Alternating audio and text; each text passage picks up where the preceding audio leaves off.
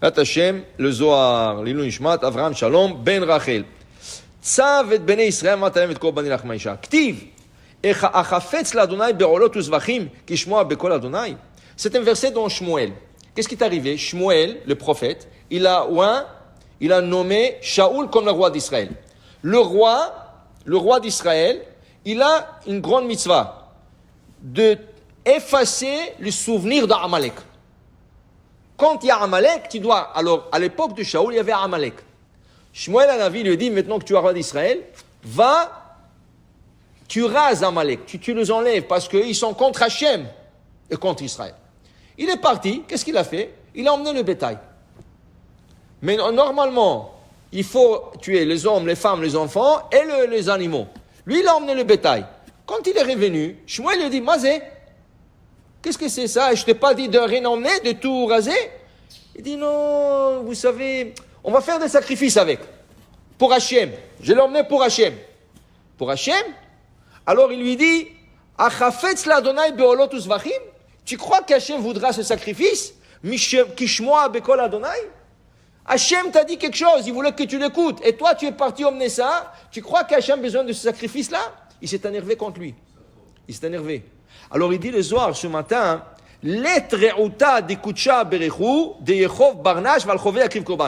est-ce que tu penses qu'Akadosh Baruch Hu veut tes sacrifices?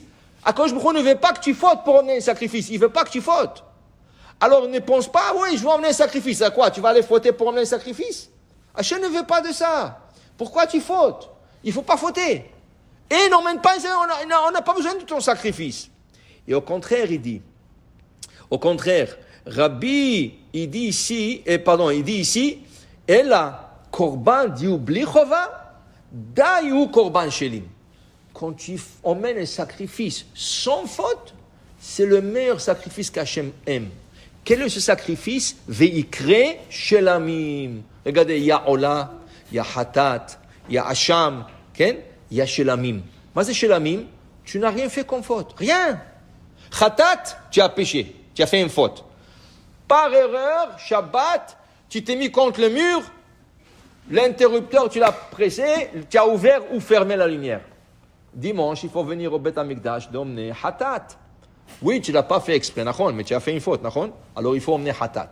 Tu as mangé quelque chose et quelqu'un te dit, wow, je pense que ce que tu as mangé, ce n'est pas kasher. Il dit non, c'est vrai. Il dit non, je ne suis pas sûr.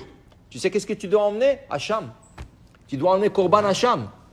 Parce que tu n'es pas sûr si tu as fait une faute ou pas. Tu emmènes un Hacham. Et après, tu as fait un voyage. Quand tu as fait un voyage, tu étais en danger. Tu as forcé Hachem pour te faire un miracle. Tu emmènes Korban Toda. Tous les sacrifices, tu as fait une faute et tu viens payer ta faute. Shlamim, tu n'as rien fait comme faute. Rien. Shtam, moi j'ai envie d'offrir à Hachem un cadeau. Je n'ai pas le droit. Dis le Zohar, c'est le meilleur sacrifice parce que tu n'as fait aucune faute et tu voulais remercier Hachem. Il y a des gens qui veulent remercier Hachem. Il y avait une fois, aux États-Unis, un grand philanthrope, un grand riche. Et lui, il voulait absolument se rencontrer avec un rabbin en Israël qui s'appelle le Rav Führer. Le Rav Führer, c'est le rabbin qui connaît toute la médecine sans aller dans une école de médecine. Qu'est-ce qu'il connaît? Il connaît tout le docteur au monde. Il connaît tout le problème médical. Tu l'emmènes n'importe quel dossier, le docteur, il devient fou de lui. Il prend n'importe quel dossier médical, il le comprend sur place. Et il te dit, monsieur, le docteur qui va te guérir, il se trouve en Suisse. Toi, le docteur se trouve aux États-Unis. Il t'envoie chez le docteur dans le monde entier le connaissent. Israël lui a donné un prix Nobel. Israël lui a donné un grand prix parce qu'il n'est jamais parti à l'école. C'est ça, jamais, rien, comme ça. Alors ce philanthrope-là, il voulait absolument se rencontrer avec les Rav Führer. Quand il est arrivé, le gaba lui dit, excusez-moi, cette semaine, il a une semaine chargée. Il ne peut pas vous voir. Il dit, non. Moi, je suis venu spécialement aux États-Unis. Tu vas me faire passer, s'il te plaît. C'est que ça coûte. Il dit, non, ce n'est pas une question d'argent. Le rabbin est occupé. Alors, il dit, j'ai besoin. Alors, il lui a dit, écoute, je vais parler au rabbin, je vais voir qu'est-ce qu'il va me dire. Le rabbin lui a dit, écoutez. Le rabbin, il habite Bnei Brak. Il lui a dit, mardi, par exemple, il va être à Jérusalem au Kotel. Il a besoin d'un Kotel. Si tu veux rencontrer le rabbin, lui, il prie Vatikin. Juste après Vatikin, en route vers la voiture, tu peux lui parler. Le temps qu'il quitte le kotel pour aller à la voiture, tu peux lui parler. Top. Il est venu, il était là-bas, il a fait shachrit avec le rabbin, et ils ont fini. Dès qu'il sort du kotel, ça veut dire tu sais, tu rentres dans la tunnel là-bas pour prier. Dès qu'il sort, à côté des murs, il voit un gars, il est en train de pleurer, pleurer. Ah. Le rabbin, il lui a dit au gabbai, regarde, c'est quoi le problème de ce monsieur? Qu'est-ce qu'on peut l'aider?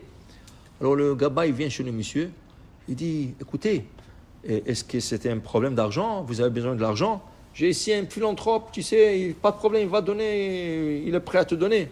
Il dit, oui, dis-lui, combien il a besoin? Et le gars, il lui fait avec la main comme ça, va-t'en, laisse-moi tranquille. Alors il dit, non, peut-être c'était notre problème. Il dit, est-ce que vous avez un problème médical? Est-ce qu'il y a quelque chose qui ne va pas? Écoutez, le Rav Führer est là. Alors le gars, il lui dit, va-t'en, laisse-moi tranquille. Alors le gars, il dit, mais dis-moi, tu es fou? Si c'est un problème d'argent, je peux t'aider. Si c'est un problème médical, je peux t'aider. Pourquoi tu veux aucune aide? Qu'est-ce que c'est ça? Il dit, dis-moi, qu'est-ce que tu veux de moi? Moi, j'ai marié hier ma dernière fille. J'ai 5 filles. J'ai marié la dernière. Et je suis venu aujourd'hui au kotel dire merci à Hachem, Toda Rabba, que j'ai pu marier toutes mes filles avec des bonnes familles. Et je pleure et je dis Hachem, je sais Hachem, tu m'as fait un grand chesed. Dis-moi, je ne peux pas remercier Hachem, qu'est-ce que tu veux de moi? Ils sont restés tous bouche bée. Ça veut dire que ce monsieur n'avait aucun problème. Et il est venu pleurer et remercier Hachem. Ça veut dire, nous, on a l'habitude, tu as un problème, tu viens... Non, tu n'as pas besoin de remercier Hachem quand tu as un problème et tu es sorti de problème. Okay? Comme tu as fait une faute, tu fais un sacrifice. Non, tu peux remercier Hachem sans rien. Tu peux dire Hachem, merci, Toda Rabba, je suis vivant, je suis en bonne santé, j'ai tout ce qu'il faut, j'ai de l'argent. C'est ça, il faut. C'est le meilleur korban. C'est le meilleur korban, dit le Zohar. Il ne faut pas prendre une faute pour faire, ou il ne faut pas prendre quelque chose arrive pour remercier Hachem. Il faut toujours remercier Hachem. C'est la meilleure chose à faire. Amen, Amen.